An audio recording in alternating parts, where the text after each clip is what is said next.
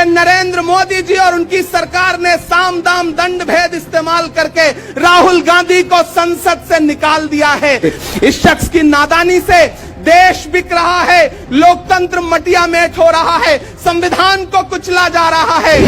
एक ऐसी आवाज जो आपके लिए संसद में बोल रही थी, कसूर क्या था? उन्होंने प्रधानमंत्री जी के भ्रष्टाचारी मित्रों के खिलाफ आवाज उठाई। उन्होंने पूछा कि 20,000 करोड़ रुपया कहां से आया? उसका जवाब प्रधानमंत्री जी को देना पड़ेगा। अगर प्रधानमंत्री जी इतना कहने से आप राहुल गांधी जी की सदस्यता ले लेंगे तो हम तमाम सांसद तैयार हैं, ले लीजिए हमारी सदस्यता, लेकिन हम रुकने वाले नहीं हैं, हम झुकने वाले नहीं हैं, हम मुसलसल बोलते रहेंगे। आज भारतीय जनता पार्टी के लोग खड़े होकर के राहुल गांधी माफी मांगो के नारे शुरू कर देते थे। किस बात की माफी? अरे भाजपाइयों, माफी तो आपको मांगनी चाहिए। 15 लाख के झूठे जुमले के लिए माफी मांगो, बढ़ती हुई महंगाई के लिए माफी मांगो, अच्छे दिन के झूठे वादों के लिए माफी मांगो, लोकतंत्र को कुचलने के लिए माफी मांगो, महंगाई के खिलाफ माफी मांगो, 400 का सिलेंडर 1100 रुपए करने के लिए माफी मांगो, 58 रुपए का पेट्रोल 100 रुपए का करने के लिए माफी मांगो, हिंदू को मुसलमान से लड़ाने के लिए माफी मांगो, सिख को ईसाई से लड़ाने के लिए माफी मांगो। माफी तो तुम मांगो। किया तो प्रधानमंत्री जी, मैं आपसे पूछना चाहता हूं, हमें अमेरिका में खड़े होकर के आप कह रहे थे कि भारत तो सपेरों का देश है, भारत में पैदा होना तो पाप है। प्रधानमंत्री जी, माफी तो आपको मांगनी चाहिए। मैं कभी कभी सोचता हूं, क्या मुंह दिखाऊंगा महात्मा गांधी को, मैं क्या मुंह दिखाऊंगा राजीव जी को, हम क्या मुंह दिखाएंगे इंदिरा जी को कि उनके वारिस के साथ, उनके घर के चश्मो चिराग के साथ इस तरह की अपमानजनक बातें की जा रही हैं और देश खामोश बैठा है। उस शख्स ने क्या गुनाह किया? क्या कसूर है उनका? उनका कसूर इतना है कि जब देश में नफरतें सर चढ़ करके बोल रही थी तो उस शख्स ने कहा कि मैं भारत जोड़ने के लिए अपने पैर के छालों की परवाह किए बगैर 4000 किलोमीटर चलूंगा। ये कसूर है राहुल गांधी का। क्या जुल्म कर रहा हूं? मुझे मार दीजिए। जो जख्म बांटते हैं उन्हें जीस्त पे है हक, मैं फूल बांटता हूं, मुझे मार दीजिए। ये और राहुल जी के मेरे भाई के लहू में भीगे तमाम मौसम गवाही देंगे कि तुम खड़े थे।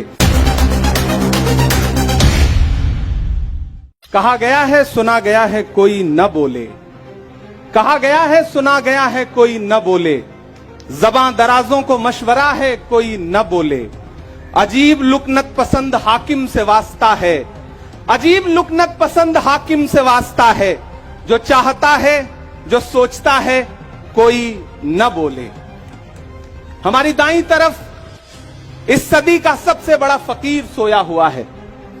मैं उनकी समाधि से बिल्कुल करीब खड़ा होकर के संकल्प सत्याग्रह में मेरी आंखों के सामने तपती दोपहरी में बड़ी तादाद में मौजूद कांग्रेस पार्टी के सिपाहियों को सलाम करता हूं। नवरात्रि चल रही है, रमजान चल रहा है, मैं रोजे की हालत में हूं। आप तमाम साथी ऐसे होंगे जिन्होंने नवरात्रि के व्रत रखे होंगे और इस पवित्र सप्ताह के बीच में हम खड़े हैं एक हाकिम की सनक के से उपजे हुए एक फैसले के खिलाफ। दोस्तों, भारत के लोकतंत्र के लिए एक मुश्किल लम्हा है ये। याद करिए, जब हाकिम की सनक की वजह से आप लाइनों में लग करके अपने पैसे बदलवाने के लिए बैंकों के साथियों से विनती कर रहे थे, चरौरी मिन्नत कर रहे थे, तब सबसे बड़ी आवाज बन के कौन बोल रहा था? राहुल गांधी। नतीजा क्या निकला? उनकी एसपीजी सुरक्षा वापस ले ली गई। याद करिए, जब गब्बर सिंह टैक्स लगा करके छोटे व्यापारियों को बर्बाद करने का सपना पाला था इस सरकार ने, तो सबसे मजबूत आवाज बन के कौन बोल रहा था? राहुल गांधी। नतीजा क्या निकला? हजारों करोड़ रुपए खर्च करके उनके पीछे ट्रोल आर्मी लगा दी गई। उनकी इमेज खराब करने के लिए जितने तरीके अपना सकती थी भारतीय जनता पार्टी उसने अपनाया। याद करिए कि जब राफेल के मुद्दे पर, राफेल में हुई लूट के खिलाफ एक अकेला शख्स पूरे देश में खड़ा होकर के चौकीदार से पूछ रहा था कि आपकी चौकीदारी का सवाल है, बताइए सच्चाई क्या है, तब उनके पीछे 55 घंटे उन्हें ईडी के ऑफिस में बिठा करके पूछताछ की गई। मेरे भाई, उस शख्स ने क्या गुनाह किया, क्या कसूर है उनका?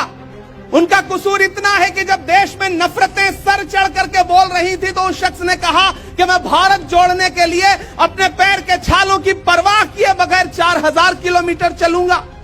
यह कसूर है राहुल गांधी का, यह कसूर है राहुल गांधी का कि वह एक शहीद पिता के बेटे हैं। यह कसूर है उनका, यह कसूर है उनका कि उनकी दादी ने इस देश की मिट्टी के लिए अपने खून का एक एक कतरा कुर्बान कर दिया। यह कसूर है उनका। आज भारतीय जनता पार्टी के लोग हाउस में खड़े होकर के सदन शुरू होते ही 1 मिनट भी सदन नहीं शुरू हुआ रहता था और खड़े होकर के राहुल गांधी माफी मांगो के नारे शुरू कर देते थे। किस बात की माफी? क्योंकि वो भारत जोड़ रहे हैं, वो लोकतंत्र को बचाने की बात कर रहे हैं। अरे भाजपाइयों, माफी तो आपको मांगनी चाहिए। 15 लाख के झूठे जुमले के लिए माफी मांगो, बढ़ती हुई महंगाई के लिए माफी मांगो, अच्छे दिन के झूठे वादों के लिए माफी मांगो, लोकतंत्र को कुचलने के लिए माफी मांगो, महंगाई के खिलाफ माफी मांगो, 400 का सिलेंडर 1100 रुपए करने के लिए माफी मांगो, 58 रुपए का पेट्रोल 100 रुपए का करने के लिए माफी मांगो, हिंदू को मुसलमान से लड़ाने के लिए माफी मांगो, सिख को ईसाई से लड़ाने के लिए माफी मांगो। माफी तो तुम मांगो। और अगर तुम ये कहते हो कि राहुल गांधी ने विदेश में जाकर के भारत का अपमान किया, तो प्रधानमंत्री जी, मैं आपसे पूछना चाहता हूं कि जब दोहा में, शंघाई में, कैलिफोर्निया में, अमेरिका में खड़े होकर के आप कह रहे थे कि भारत तो सपेरों का देश है, भारत में पैदा होना तो पाप है, प्रधानमंत्री जी माफी तो आपको मांगनी चाहिए। मैं आज प्रियंका दीदी को सुन रहा था, मेरी आंखों में आंसू थे उनका भाषण सुन करके।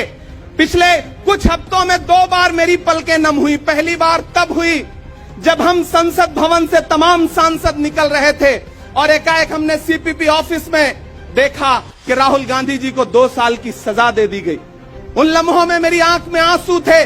मैं शायर हूं तो मैं भावुक हूं, शायद इसलिए मेरी आंखें नम हो जाती हैं ऐसे लम्हों में। आज जब प्रियंका जी बोल रही थी तो मैं उन्हें सुनकर के भी मैं नम हो गया। ये जुल्म है कि जुल्म को कहता हूं साफ जुल्म, ये जुल्म है कि जुल्म को कहता हूं साफ जुल्म। क्या जुल्म कर रहा हूं? मुझे मार दीजिए। जो जख्म बांटते हैं उन्हें जीस्त पे है हक, मैं फूल बांटता हूं, मुझे मार दीजिए। फिर उसके बाद हिंदुस्तान वालों, फिर उसके बाद शहर में नाचेगा हू का शोर, फिर उसके बाद शहर में नाचेगा हू का शोर। मैं आखिरी सदा हूं, मुझे मार दीजिए। मेरे भाई, इस देश के लोकतंत्र को बचाने के लिए जो सबसे बड़ी आवाज है इस देश के, उसको मारने की, उसको कुचलने की जो कोशिश है, उसके खिलाफ आपको खड़ा तो होना पड़ेगा, आपको बोलना तो पड़ेगा।